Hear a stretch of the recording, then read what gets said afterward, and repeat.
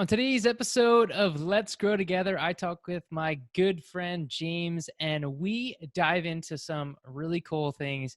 He really goes into his three rules of life, and that's a big part. And we also discuss our money and our mindsets around money and how we can utilize our money, what we really need in our life to create happiness, and how we can impact others using the power of money. But really a powerful conversation. You're gonna love his three rules. There are some curses. Be prepared in today's episode. So if you got kids around, turning down the volume, put your headphones in. But you're gonna love this episode. So let's dive in. But first, the intro. Welcome to Let's Grow Together. My name is Nick Monotadibus, motivational speaker and digital marketing strategist. And this podcast is all about helping you grow both in life and business. Let's dive in.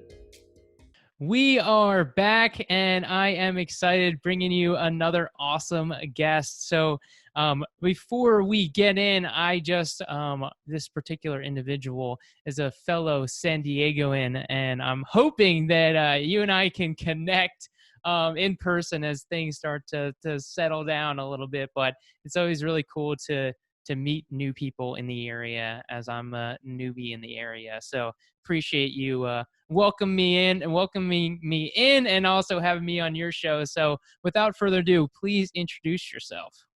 Absolutely. Hey, everybody. Thanks all for tuning in. My name is James Sias.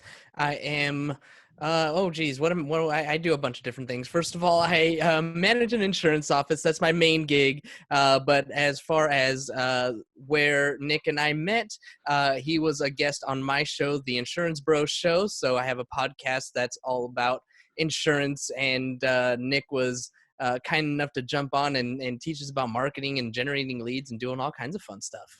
Yeah, it was awesome. I had a ton of fun on your show. You guys definitely should check it out. And the links will be in the show notes for you to see. It's really cool, like super engaging, and I'll include the episode I was on too. It's on my site. You can check it out. Super engaging, super fun. Like put clips in. So a lot of fun. So real quick, though, tell us, like, how long have you been doing your podcast or been in this entrepreneurial world? The entrepreneurial world, I would say I've been here for 17 years. Long history there, a little bit of a history there. Um, Back in 2003, my brother and I bought our first house together. We were 19 and 20 years old, so super young. We got gifted some down payment money from our parents. So yeah, definitely helped us to get in there. And within about 6 months of buying that house, I lost my job. I was a cable guy, and I decided to take my work truck off-roading, flipped it, wrecked it, and they were like, "Yeah, we're done with you." I love your face right now. You're like, "Holy crap!" That's a great way to start the show. I love it. Yeah. So, immediately, we had to figure out what I was going to do for work. Now, as a cable guy, I was going to people's houses and I was installing high-speed internet. It was, pretty new at the time. We're 2003, right? Everybody was still in the middle of switching over from dial-up to high-speed internet, to cable internet. So I was going to people's houses and setting them all up. So our first business was, let's go to people's houses and fix computers. Sounded like a great idea. And, the first thing that my brother and I did was start advertising. We would go on our rollerblades. I'll tell you how old this was, right? On our rollerblades, house to house, dropping off door hangers. And, these door hangers were pretty good. We got some business going. People needed help. And got a great idea from my dad to add stickers on the bottom of those door hangers so that they could take the sticker off and put it on their computer. Throw the Nice. door hanger away, keep the sticker. So as we grew, as we kept doing this, we grew. Our advertising efforts grew. We ended up putting an ad in like the Penny Saver, and we saw a bunch of growth, and it was really, really good. We brought on a couple of employees. I developed the system on how to pay them, based on the amount of work that they were doing, which is something that I learned while I was working as a cable guy. And so like all of these different things that we're doing, and suddenly we have an office, we have a shop, we have employees, we've got like all of this overhead, we've committed to year-long advertising campaigns and these different yellow pages, and we've done radio ads, and we've done all these different things, but the business just plateaued. It just like it hit as high as it was going to go, and we couldn't figure out how to get it to the next step, or I should say we weren't willing to put in the real work required to get it to that next step. We were 20 years old, 21 years old, we were busy partying and having fun with our friends and doing all these things. We didn't really want to put in that extra effort. And so we saw that plateau, we saw it going on, and then I got my heart broken by a girl, and I was like, F this, I'm out, I'm joining the Navy. And I left my brother holding the bag. Oh my gosh. So this is all between 2003 and 2005 that all of this is happening. 2005 was when I, signed some paperwork, and by January of 2006, I was on a bus headed to Chicago for boot camp. From 06 to 2013 was the time that I spent in the Navy. And during that time, my brother was back home. First of all, he went bankrupt. He learned that Uncle Sam wanted his cut of our profit. He didn't know anything about taxes. He didn't know anything about, all of the things that we had committed to. He didn't know anything about fixing computers, all of these different things. Bottom line, he ended up shutting down that business, and through that process, he went broke. He went broke. Wow. Oh my gosh. So you're in the Navy when this is happening, and Yep. he's just like struggling this. Were you still talking with him? Was he telling you about this stuff, or are you pretty separated? We were pretty separated. Boot camp and A school. Well, especially boot camp, like no cell phones, right? Like we couldn't communicate. The only way I could communicate was to write him a letter. And bastard never wrote me one back. No. I mean, I'm pretty sure I wrote him a letter. I don't even remember, but that's the only way to communicate for those 8 weeks. Then I go to Florida for my training school. That was another like 17 weeks or something like that. And I had my cell phone, so like we're talking, but he's going through a bunch of different things, figuring things out, and like one thing I can say is that money did not like separate us. Money was not the thing that was going to end our relationship. It can definitely be something, when you mix money and family, that can be a huge issue. But for whatever reason, my brother was like, whatever, it happens, we'll figure it out. And, you're still my bro. Yeah. Oh my gosh. So this process happens, okay? You had the house with them. You're going through all of this. What was the next step in you starting the business that you have now, or was there another business in between? He had several businesses in between. He has built he's done a lot of things. He did a video game truck. He started a cleaning company. He tried to stay with the computers thing, and did a couple of things there that didn't totally work out. He did a lot of building businesses, building networks, keeping in touch with people that could help him later on. But me, I was just in the Navy, sailing off into the world, and doing all these things that I was doing over there. It wasn't until I got out of the Navy I came back, and through the story that I just told you, you understand that I have a little bit of like this guilty conscience, right? Conscience. Um, my brother doesn't hold me to it, right? He's great. He doesn't hold me to it. But here I am like, nah, bro, I owe you. Like I screwed you over. I 100% owe you. So when I came back from the Navy, I knew that he and I were going to do business together. My last year in the Navy, we bought another property together in Texas. Um, it was a good cash flowing property that we, just paid cash for. And it was really good. Like we were kind of like, okay, we're getting back into this.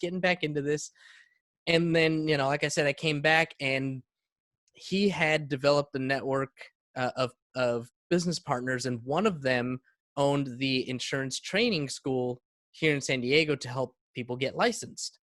So he's like, so what's your plan?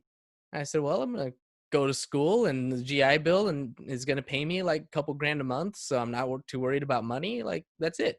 He's like, okay, cool. We're starting an insurance agency. I said, we're doing what? So we're going to start an insurance agency. I said, oh, okay. All right. I owe you. This is what we're doing. Cool.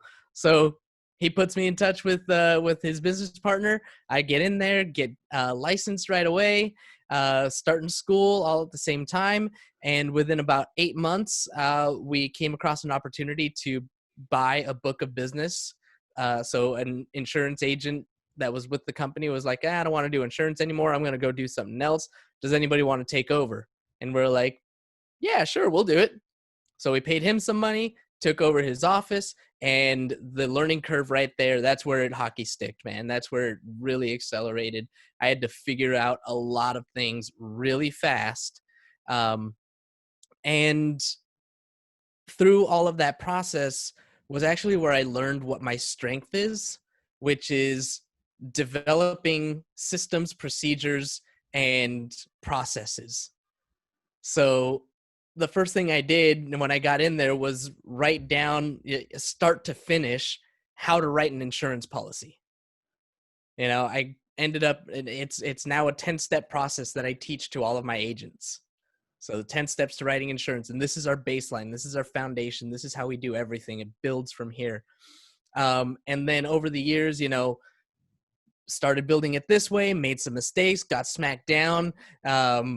We almost lost everything. We had one company that we were working with that was like the biggest company that we had access to, and we ended up building a book of business that was worth about $3 million in premium. And the problem with that was they were earning $3 million a year in premium, but they were paying out $3.5 or $4 million a year in claims. Not good. Not good. Not good at all. So when the insurance company starts losing money, they don't want to do business with you anymore. So we had to go back again to the drawing board and figure out, okay, well, where did we go wrong, right? What can we do to make sure that this doesn't happen again? And again, it was systems, processes, procedures. What do we have to do? So the 10 steps is great. Now let's build it out into a functioning team that's going to make sure that all of the business is getting written properly so that we don't get smacked down on the back end. Oh my gosh. Totally getting thrown into it, having to like figure things out. How important is like that ability? I mean, because to me, that is an ability. You were able to get thrown in this situation, have to figure it out, and then, successful, and then also then getting thrown more curveballs, having to figure that out. Like, have you noticed a trend with this, like your skill set, not just in creating systems, but also in figuring things out? Go with the flow, man. Go with the flow. I don't know. I guess that's a skill. I guess I look at it in this sense. You can do one of two things, right? You can fight against it, or you can accept what it is and figure out how to make it work. My brother will put it to you this way.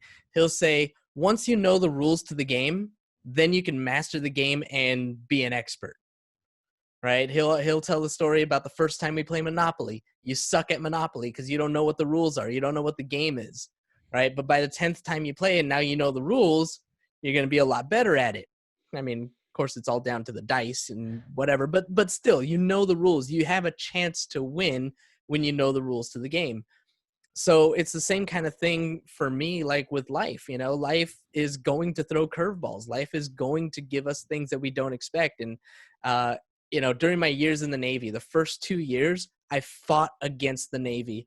I mean, I had gone from being a 19, 20-year-old businessman, right, owning my own company and having people that work for me, telling them what to do and all this stuff.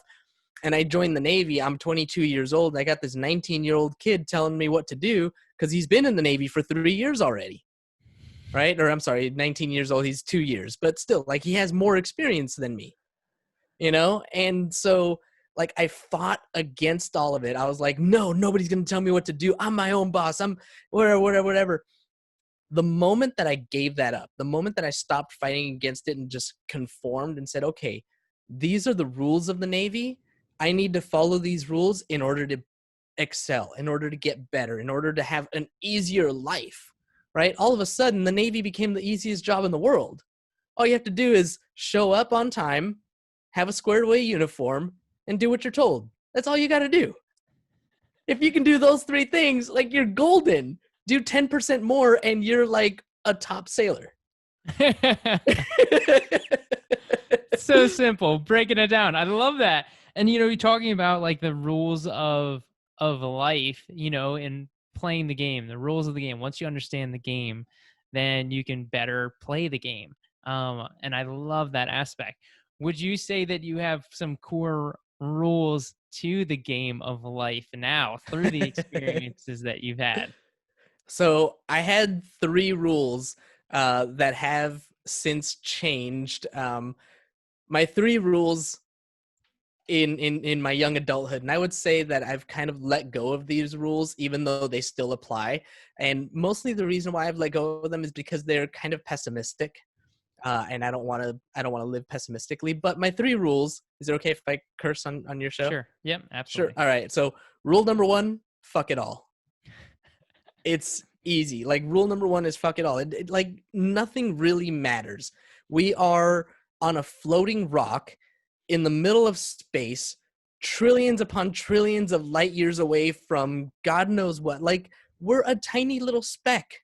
Like, it's really not that big a deal. Nothing is, right? So enjoy life. Do what it goes on to rule number 2, do what works until it doesn't work anymore.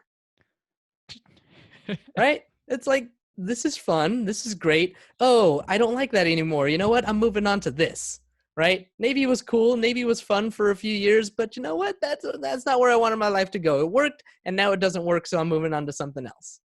Dude, And then, yeah, I love it. Before we get into 3, because that's great. And I love, like, with 2, it's so funny because that's something that's often fought, is like something's not working and you just keep trying so hard, like, to make it work. And it ends up causing you more pain trying to force this thing that's not forcing.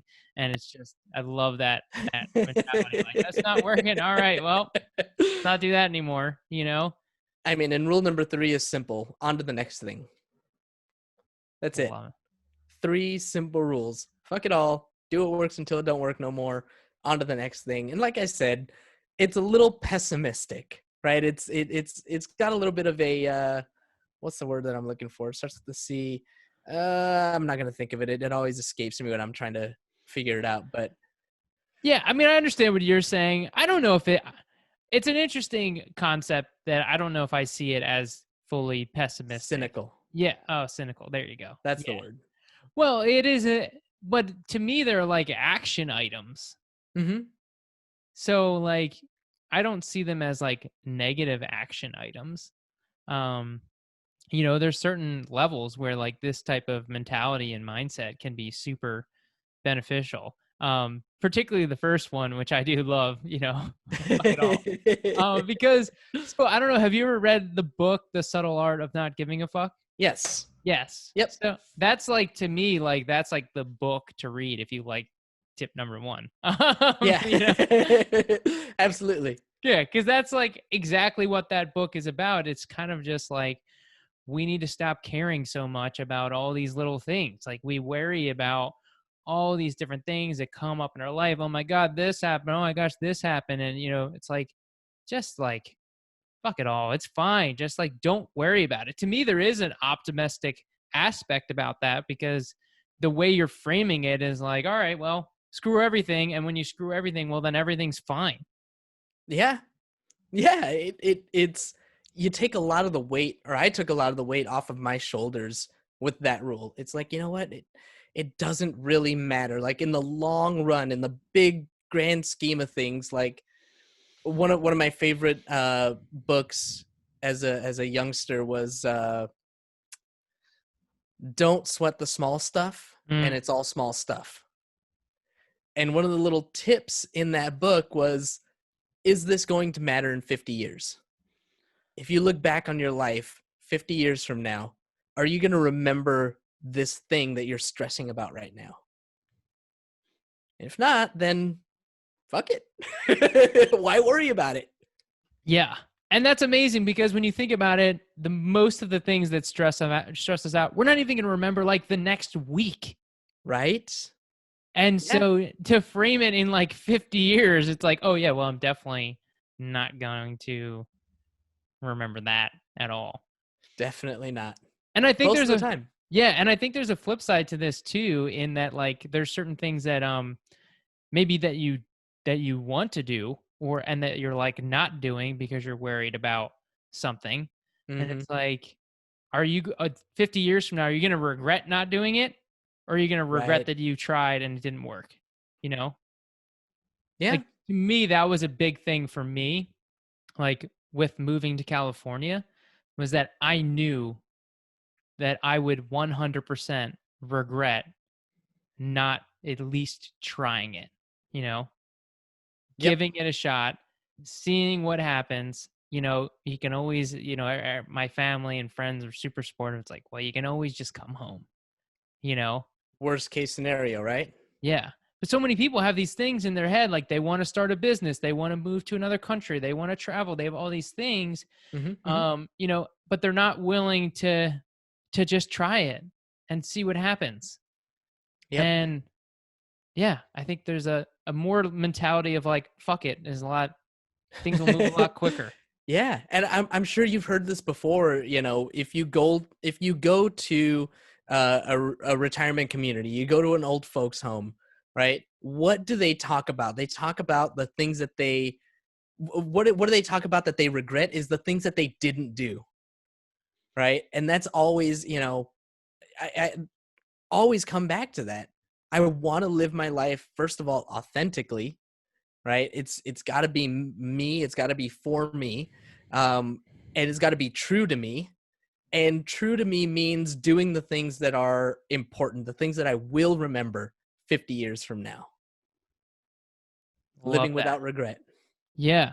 Being true to yourself. I love that. That's super powerful. And it's such a I love that you bring up the old homes example because I feel like that's such a powerful thing. And obviously right now you can't really like do that, and the senior care industry is certainly Yeah, yeah. struggling, and it will No never be the visitors. same. But nonetheless, maybe you could do some virtually, or if you have grandparents, that was something Yep. that I actually asked my grandfather before he passed away, and also kind of before he had Parkinson's, so he was kind of like Hmm. starting to lose it. But one of the things that I asked him was like, do you have any regrets? And at first he kind of said no, which I think is a great thing to like not have regrets in life. And then he kind of changed. And he said, "Well, I wish I was a little bit more better in shape because then I wouldn't have fell. And when he fell, then he was like in and out of the hospital. So it was almost more of a recent thing. But here's a guy. He was a family man. He traveled the country. He moved to where he wanted to. So it makes sense for him to like not have these regrets. He had an Hmm. amazing life. There's documentation everywhere. There's tons of photos. There's tons of things. Nice. He's had that life. And so it's like, all right, well, ask yourself again, you know, the rocking chair test. Have you ever heard of that? I Uh, haven't. so that I forget where I learned this or where I heard this from, but it's basically like the rocking chair test. In like when you're sitting in a rocking chair, are you going to be, you know, happy with where you are and the decisions that you made? So very similar to Hmm. what we Hmm. talked about, but giving you more of that visual as an older person sitting in that rocking chair. I like that better than thinking about being on my deathbed. I love that. Just like looking over this landscape and just rocking back and forth and rocking back and forth and just thinking, did I do enough with my life? Did I satisfy everything? And if not, get off your ass and do Right. it. Yeah, and to me there's no age for that either, you know? I There's want to die at 102 jumping out of an airplane. Like, I'm just going to You be like, you planned know that what? already? Yeah. Oh, yeah. Oh, I've planned my entire life. Like, you have no idea. But yeah, 102. And I'm just going to be like, you know what? I think this is it. I'm going to go ahead and get on an airplane, and I'm going to not pack a parachute, and I'm just going to go out with a smile. That's an It'd be aggressive great. way to go out at 102. Yeah. I mean, at 120 miles an hour at least, too, just like, I don't know. That sounds fun. Like, that sounds like the way to go. Like the biggest thrill of my life at the end of my life. Well, there's something to be said about going out that way because you're kind of going out on your own terms in an extent. Yeah. But it's also hard to say, like, when you're 102, because the way I see it, and also I love that you said 102 because I always say, like, I'm gonna live till I'm 100. Like, and especially like in our age demographic, like people are living a lot longer, which is Hmm. super cool. Yep. I mean, there's like people surviving COVID right now that are like 103, which is pretty awesome. Yeah. I Yeah. saw that one. I saw that Yeah, one. That's it's crazy. amazing. Yep. But it's so like if you have a family, you're gonna want to spend as much time as possible with with your family, Hmm. even towards like the end. That's something that's come up for me a lot is like, what's the most important thing? Like, yeah, I want to build an awesome business and I want to do all the things in my business and but it's at the same time, like, if I'm just spending all this time working and I'm not living my life, I know Hmm. I'm going to regret that also. I'm not going to regret being like, man, you should have worked a little harder, you know? Yeah. Like, I just don't see that as a regret for me. I think it's going to be more like, I don't want to just be like doing things head down and not just like smelling the roses, you know? Yeah. For sure. You think about the work that it takes to become a billionaire, for example, right? How much time does Elon Musk spend at his work? How much time does Jeff Bezos spend at his work? Like, to be that rich, to have that kind of money, like how much time has been spent? I mean, I don't know that they spend that much time now, Right. you know, but like that's a lot. That's a huge effort from what it seems like to me to get these companies to where they are. And I'm not so sure that I want to put that kind of effort. Like, I'm not so sure that I want necessarily to be a billionaire. But for me, I'm my brother and his business partners. They call me a socialist because I kind of am a little bit. But like, I feel like as I'm a capitalist. I'm all about everybody making money, as much money as they possibly can. But I love that line from Forrest Gump where he's like, "There's only so much money a man needs. The rest is just for showing off." And it's like, to me, there's only so much money that I really need, and the rest, like, I want to find ways to just help people as much as I can. Hmm. Like, even if it's just like going to a restaurant and I have like this really awesome waiter, and he's got like this dream that he tells me about, and I'm like, here's $1,000, tip for whatever that dream is. Like, I would love to be able to do that. I have like, I imagine going to a bar with all my friends. I love to do karaoke, right? And like going to the karaoke bar and going to the bartender and be like, you see this table, like everybody over there? Okay, so they're not paying for any of their drinks tonight. Keep, treating them like if they are, don't let them know. But like when the end of the night comes and they're getting ready to leave, tell them their bill's already been covered. And then put it all on my tab. Like, that's what I want to do. Like, I want to do stuff like that. Like unexpected things where I just, I don't know, like, I don't I don't need a ton, but I want to have enough to like just freely give and spend. Yeah, I mean, it's similar. So like, you know, the Forrest Gump line, like, oh, we don't have to worry about money no more. It's like, oh, well, Yep. that's good. One less thing. And like, that's exactly where I'm at too, is like, I don't need to be a billionaire. I just want to not have to worry about money. Yep. That's like, that's my goal, you know? And again, like, is it good to maybe put a number on that? But the ironic thing is that like, the happiness spectrum is like statistically proven that you like only need $70,000 a year to be happy, you know, and then everything else above that is like basically gravy. Yeah, I think I've read that somewhere too. Yeah.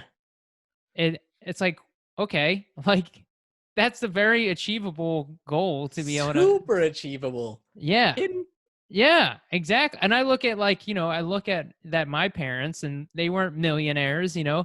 But the Mhm. thing is, both my parents were basically at like every single one of my sporting events.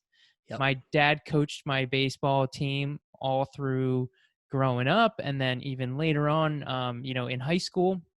So it's like that to me is like the most important thing. And when I was, you know, as I'm building my business, one thought process that I've had is, you know, when sometimes people saw how much time I was committing to building the business, especially in the beginning, you know, when you're working 40 hours a week for a job as a side hustle and you're trying to build your business on the side, Mhm. um, like that was a lot tougher where people are like, oh my gosh, you're working so much. And it's like, well, yeah, but the goal is to get to a point where I can work wherever, which will then free me up to be able to spend as much time as I want with my Yep. family that I hopefully eventually, you know, build. Yep. Absolutely. I mean that's the difference between building something where you're self-employed versus building an actual business, right? Like for me, it's always about building a business where I create jobs for people who want jobs. You know, if you're a person that wants to be employed, if you're a person who wants to earn a specific dollar amount per hour, like I want to create a system where you can earn a specific dollar amount per hour. But me, I don't want my income to be based on how much time I spend in the office. Like Mm. I want to be able to leave the office, leave my business, go travel. Like I one of these days I want to hike the PCT, right? Pacific Coast Trail, Pacific Crest Trail. Um, it's like a 3 month venture, 3 month adventure, right? If you do it, you know, the way that it's been done in the past, and I want to be able to disappear and do that. And then when I come back, my business is still functioning and maybe even better. Like once I got out of everybody's way. Yeah, You know? because that's exactly it, you know, and I couldn't agree more, you know, in building a business is like when you are consistently trading time for money, then you don't have like the business that you're really seeking. You're just basically an employee in your own business, Hmm. you know? I think that to me and that's like I love, you know, being in the business that I'm in with like courses and you know, selling programs and helping people with education in their marketing. You know, there's a level of that aspect where you could just like make money in your sleep. You Yeah. know, I was like last week I was out on a golf course and just like my watch is going off with sales that I'm making. Ding Like ding ding ding that's ding. Hell that's the dream, you know? yeah. Like make Absolutely. money when you're not working. You know, it's such a powerful thing. Now, I do want to come back and circle back to something that you mentioned that I think is like even a bigger, more important message that you shared, which is like giving back and Hmm. really being able to have that type of to money to give back. Because I've had the same thought. I actually have a goal to donate $100,000 to Children's Hospital of Philadelphia. Nice.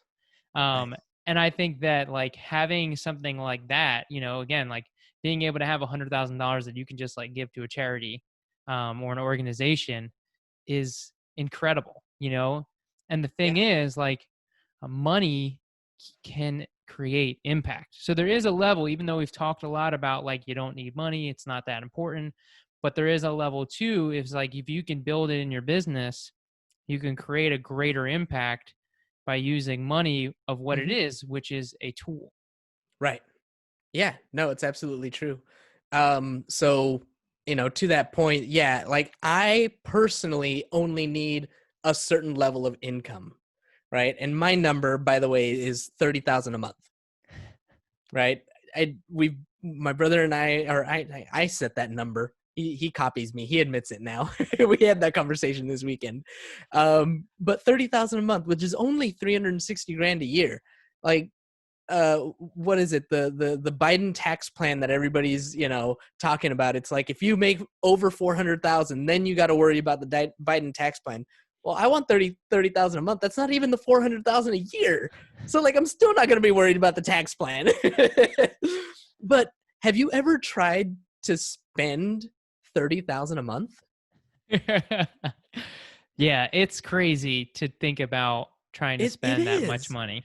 So I actually played this game. I actually like created a spreadsheet and put $30,000 in this fake bank account, and then I paid all of my normal bills, and then I just went and like bought whatever I wanted.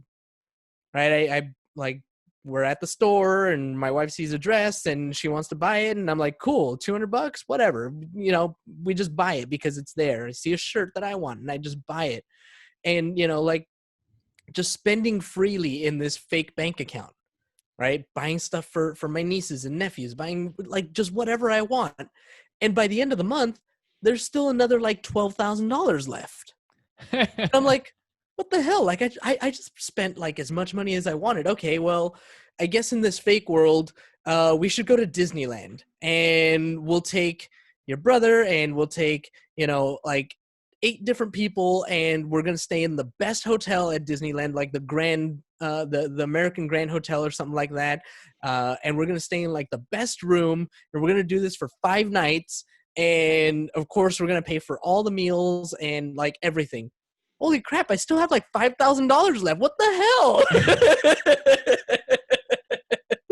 Like it's it's quite a bit of money, right? To try and actually spend 30 grand a month. It's a great game that I played. And I mean I went probably 3 or 4 months of playing this game, and then like I ended up, like in that 4th month I couldn't spend the entire 30,000 the month before. So here I am now, I gotta spend like 45,000, and I'm like, well shit, I don't know what I'm gonna do with that money. Yeah, and it's like a level too is like, all right, well, the people that are making that kind of money, the smart people, are just constantly reinvesting in that money, and then you're just Yes. making more money. I forget who said this stat, but it was like Bill Gates. Like if he sees like $100 on the ground, it's actually like it actually costs him more money to pick it up because his time is like that valuable that it's like not worth his time to pick it up. Like, That's that person that makes like thousands of dollars a second. It's crazy. yeah, off of Yeah. his already existing money. Yep. That's why they say like, the rich get richer.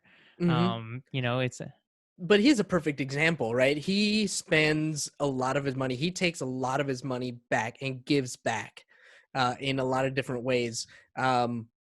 He's got a bunch of things that he's passionate about. Of course, for me, it's solving homelessness. For you, it's the children's hospitals. For me, it's solving homelessness.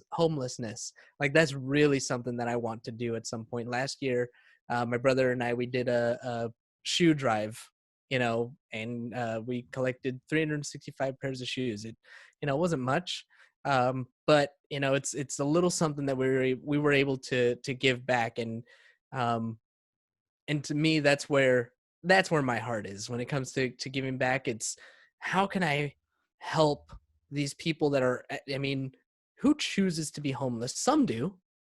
There are some people out there that choose to be homeless, but a lot of people become that way because of extenuating circumstances, like things that they've been through, mental health that they have trouble controlling. And everywhere that they've gone, they can't quite make it, they can't quite figure it out. So there's a lot of things that cause homelessness, and there is no one answer, but like that's what I would do with my time and energy.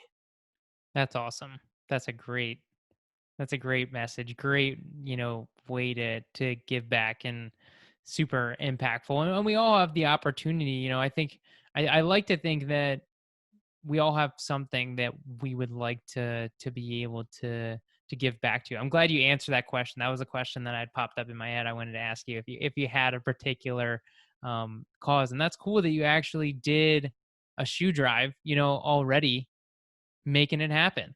Yep. Yep. My mom up in LA, uh, she manages a food bank. And right before Thanksgiving, she told me that for the first time, they ran out of food. They gave away so much. They helped like 525 families that week. So it's it's crazy. She grew when she took over that when she first took over that food bank. I think they were serving like 300 families a month or something like that. Now it's 3 to 400, even 500 families a week. So, and Wow. she organized that. My mom's a saint. That's amazing. So cool. And it is interesting, to circle back to like talking about the Bill Gates, because there's the Bill Gates and Bill and Linda Gates Foundation. Mhm, mhm. And I don't know if you saw, there's a documentary on Netflix talking about Warren Buffett. And Warren Buffett, as an investor, I mean, this is a guy who's like, he's somewhat of like he's not someone that really like splurges with his money. Right. He was somebody that the more money he had was more that he could invest with. So he was very cautious about like where he spent his money. And his wife, who I think ended up actually being his ex-wife, and if I recall correctly. But where I was getting was, eventually, towards his older age, Warren Buffett ended up making one of the largest donations, I think, in history to the Bill and Linda Gates Foundation, of, I think it was like $9 million or something like that.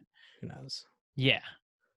But Yeah. it's like he felt like he was making up for, I think, lost time in not giving Mm, back, because his wife at the time was always like, "We have all this money, we could do so much more, we can help more people," and he wasn't necessarily doing that. Now, I'm sure he's gotcha. done some charities and stuff, but again, you got to watch the documentary. But it just goes to show you, though, like, that type of money can make such a massive impact. And whether you do it now or wait, but we can start making an impact now, even just from small degrees. Tipping your tipping your bartenders and the people that you see. I love that you use that as an example. Like, somebody's got a dream and you're just like, here's $1,000. Like, that's something like, you don't need to be making 30,000 a month to be able to potentially do that. Mhm.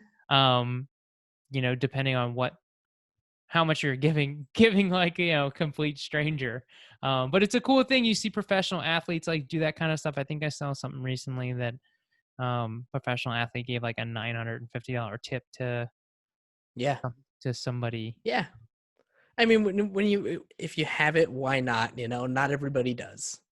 Yeah.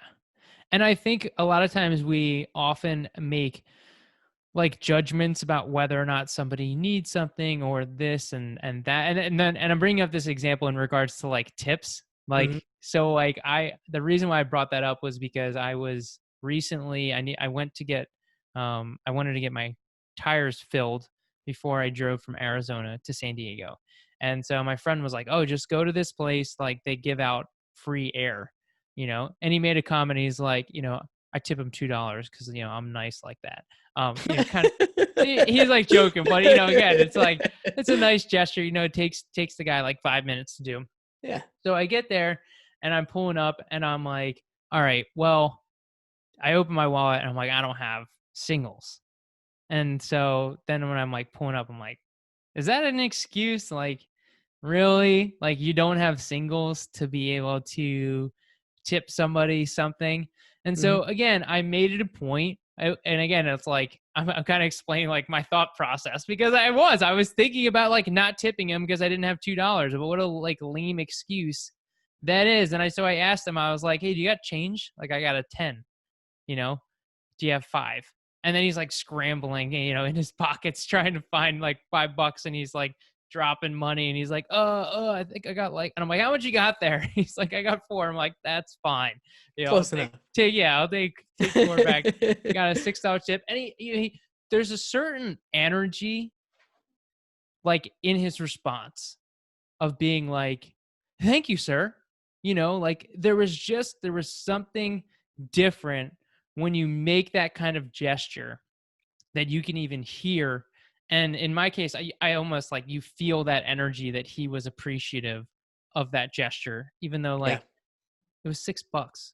Like that's like a sandwich. Yeah. We get caught up in our own minds and like how easily we can make an impact, by doing small gestures like that. Yeah. I mean, I love this meme that I saw not too long ago. It's like what it means to shop small business, and somebody posted, they were selling something on Etsy or something like that, who knows, and somebody spent $50 to buy, a collection of their goods, and they're like, oh my god, whoever just spent $50 on my Etsy stuff, thank you so much, that's my groceries for the week. Right? Like, what's $50 to me, is so much more to somebody else. What's $6 to you could be so much more impactful for, whoever that other person might be. So Yeah. we just never know. We never know what kind of an impact we're having. But I think it all comes from, doing things from the heart, doing things authentically, doing things that are true and good to you, Mm-hmm. to Yeah. each of us. Yeah. Yeah. And I think it's important that we don't like create stories around who we're giving to and just give to give, Yeah. and be selfish about it because it feels good to give. It does feel good. It does feel good. And that's okay. It's okay that it feels good to give. Yeah. I felt Oh, good. We gave him a $6. I was like, yeah, feel yeah. good, Give him that $1,000 tip. I feel good. Yeah. He feels great. I Next feel time. good. Next time. I'll work my way up to that. I do Yeah. Hey, love that. man. When I'm making 30,000 a month, like that's gonna be like, I could do that once a day, and that's how I'll spend my money. But I Yeah. don't go to a restaurant every day, so Fine. So yeah. You can be specific about it too. People that really wanna like that are not, I don't want to say, I don't know if worthy is a great thing, but somebody that is really kind-hearted and caring, that it's like just Mhm. down on their luck. Obviously there's people out there that take advantage and of the system of people, and those are not necessarily the people we want to give back to, but Mhm. there's other ways to help those individuals also. But I digress. Again, giving back, the powerful thing, and just such an important message, and great kind of theme, in today's episode to talk about this. So I love that it kind of went in this direction. This was awesome. Awesome. Love it. So as we kind of wrap up a little bit here, so the first thing I love to ask my guests is there a certain book that you read that had a massive impact on you? Um, Back to back would be Robert Kiyosaki. It has to be. A lot of people will go with Rich Dad Poor Dad, and that's a great one for sure. Definitely recommend it. But the one that really changed my way of thinking about business and money is the Cash Flow Quadrant. Hmm. That was the one that showed me the difference between self-employed versus business owner. Ah, yeah. There's a game, right? Cash Flow, the The board game game. Cash Flow. Yep, there's a board game. Yep. Yeah, Robert Kiyosaki is awesome. That was definitely a mind-blowing book when I read Rich Dad Poor Dad, but I have not read back to back. So that's awesome. Yeah, check out Cash Flow Quadrant. It's a good one. It's a good one. It's a little bit mind-blowing for sure. Love it. Awesome. And then lastly, what's the best way for somebody to get in touch with you, get a hold of you? Oh yeah, sure. If anybody would like to get help with anything that I've talked about, First of all, I have a podcast. Would love to have people on as a guest. Would love to be a guest on your podcast. I have an insurance agency, so I've got a team of agents that can help you with insurance if you're here in California specifically. And all of that, the best way to get in touch with me is through any of my social media, which you can find me at Insurance Bro Show. Love it. Awesome. James, thank you so much for being here. I really appreciate your time. Yeah, man, it was a pleasure. It was a lot of fun. Thanks so much for having me, Nick. Awesome. And thank you all for listening. Have an amazing rest of your day or night whenever you're listening. And remember, let's keep growing together. Wait. One more thing. I would first like to say thank you. Thank you for listening. And if you enjoyed this message, please take a moment to write a review. By writing a review, it helps people find this message and helps me help more people. And if you really, really liked it and you think this message could help someone else, take a screenshot, share it on Instagram, and please tag me at Nick J Boni, NickJBoni, so I can show my appreciation for you. We can all win by helping each other grow. Thank you. Take care, and I'll talk to you soon.